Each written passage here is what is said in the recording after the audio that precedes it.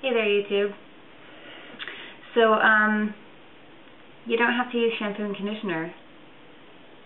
It's the best news I've had all year. So I'm really excited about it, and because I have 5 feet of hair, and of all people who would know this would be me, but I didn't know this. So now I'm sharing it with you. It's really exciting. Why would you not want to use shampoo and conditioner? What? So it's news to some and old news to others, but there are chemicals in beauty products. There are chemicals in everything, but lots of chemicals in the things that we use, deodorants and shampoos and perfumes and blah blah blah. And some people believe that those chemicals are bad for you and will give you diseases, or at least contribute to your poor health. And I can't convince anybody that they're going to get cancer from their shampoo if they don't want to believe that it might be dangerous. But we have a lot of cancer, and we have a lot of disease, and we have a lot of chemicals in our environment. So I don't really care if it's true or not. I'm going to try to go with this sort of probably not new idea that if you wouldn't be willing to eat it, don't put it on your skin. I think it's actually really a clever idea, and so I'm going to go with that. But I would just remind people there is money to be made in selling products, so there's money to be made in convincing you that those products are safe. So regardless, it's better for the environment if we're not using massive amounts of products every single day and then washing them down the drain. So even if there's no legitimacy in your mind about health risks, there's certainly legitimacy in not washing tons and tons of chemicals down the drain. Because it does go somewhere. It doesn't just disappear. So an alternative that I have recently found to shampoo and conditioners is using baking soda as a shampoo and using apple cider vinegar as a rinse. The benefit, obviously, you're not putting anything on your skin that's questionable, and you're not rinsing anything down the drain, and you're not contributing to all of the massive packaging and the machine that is selling products. The drawbacks to using this method is vinegar is kind of smelly. It smells like vinegar. It's smelly when you use it, and after you rinse it out, there's a little bit of a hint, depending on how you want to do it. There are several methods, but I find there's a little bit of odor, but I don't mind it because it's sort of a food odor and not really offensive to me in the subtle way that it leaves. So I'll just tell you my experience of it so far. I've been using it for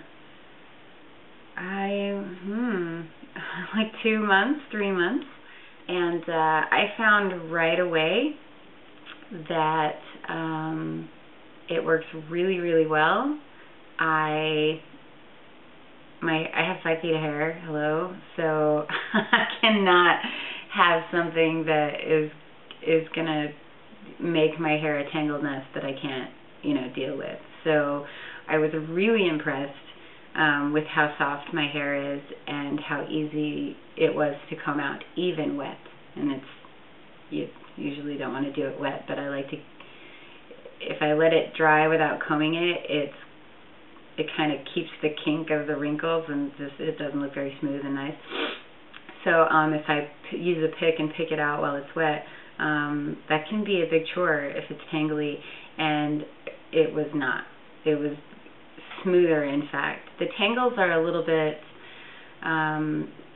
they're that sort of nastier, tight little tangle that you really have to put attention to get out, but there are far fewer of them. So I'm definitely impressed in that area. I also found that, see, I only wash my hair every like 4 to 7 days, but I found that the grease evidence, you know how quick your hair looks like you haven't washed it in a while, I think that's actually a little bit longer. I think with products, you're stripping with chemicals, you're just stripping it so badly that your body responds by making more oils. And so if you're washing your hair every day, the next day it looks like you need to wash your hair because you're just laden with grease, because your body's trying to do its natural thing, which is support your skin and hair with oil. So for somebody who washes their hair every day, you might want to not start on this right away. You might want to go to trying to wash your hair every other day until you have a chance to balance that out. Because if you use, from what I understand, if you use the baking soda very frequently, it will dry your hair. Because it does definitely get it very clean. You know, psychologically too, you want to be clean every day. You want to, you know, feel like people aren't looking at you like you're homeless or something. So you kind of have to get used to the ideas for some people. I've tried some variables in how much to use and you know, how much to rinse it out, and with the vinegar, whether or not to cut it with water, add other things to it. I don't even bother to add other things to it. I don't even care. But some people will put a little water in it and some other nice smelly essential oils. If they don't like the smell, I'm lazy, I don't care. So but what I found is best is to, oh, here, I'll go show you my little tricks. I use just like a regular large honey bottle that has a flip top and a little hole, and that's for the apple cider, and it works really well because you can control how much comes out and you're not trying to dump a gallon jug over your head.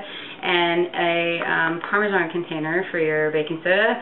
This fits a perfect little 16-ounce package, so that's what I use. And what I found works really well is just to put a little baking soda in your hand and get it just kind of damp enough to like still stick to your hands, so you can work it, you know, under your hair. I have long hair, so you know, I kind of have to like get it under there, and pretty much just scrub your scalp, and then, you know, it's gonna wash through just like when I use regular shampoo. I just wash my scalp and then let the rest run through my hair, because unless you've like got grease in your hair or something, you don't really need to address the length of it. It's gonna wash through.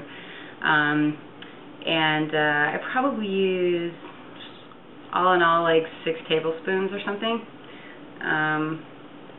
of the baking soda. And you just kind of make sure to scrub your scalp. Since I wash so infrequently, I will scratch my scalp.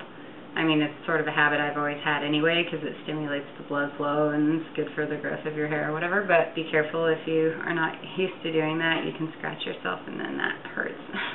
But with the vinegar, I just squeeze all the water out of my hair and then flood it with the vinegar and leave it for a couple of minutes, and then I just rinse it out like regular. I rinse really, really well after I shampoo, and then I rinse just basic, just rinse, because it's a liquid, whatever. And actually, a little word of warning, the vinegar can sting. One of the little drawbacks. I don't know if it's like scratches on my skin or randomness. I just, like, occasionally when it touches my skin, it'll sting in a spot. And if you put it on your scalp and you've scratched your scalp, it will sting. So buck up. So, that's about all I have to say, I guess. If you're going to share, which I hope that you will, if you've tried this or in the process, please don't just say it didn't work for me and everybody's different and I just have to use shampoo. Nobody's judging, okay? It's just information, and you have to play with it to really find, you know, what's going to work best for you. And so please, if you're going to leave a comment, let us know what you did. Let us know where you're coming from. How often do you wash your hair? What kind of situation have you got going on? Do you have really greasy hair or whatever? And what exactly did you do, and why is it that you feel like it did or didn't work for you? Because without those details, you're just a yes or a no, and that doesn't help anybody. So anyways, I really hope everybody will try it. If I can do it, oh my god, anybody can do it. So let us know. Okay, thanks for watching.